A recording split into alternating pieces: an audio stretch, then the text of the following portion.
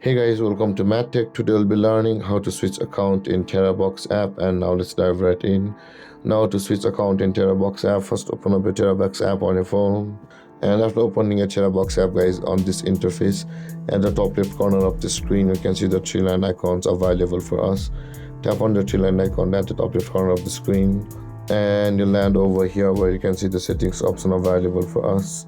Tap on settings option over here, and you can see the switch account button available for us over here just above the lockout. Tap on the switch account button over here, and either you'll be required to add an account by tapping on the add account button. You land over here and either log into your account from over here with Facebook or continue with the Google, or you can just tap on the down arrow over here where you can either log in with your mail or your phone number.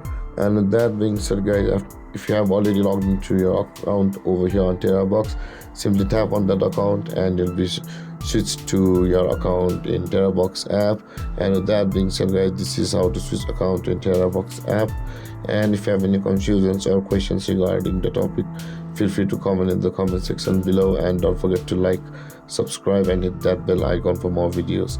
Thank you for watching, guys. Peace.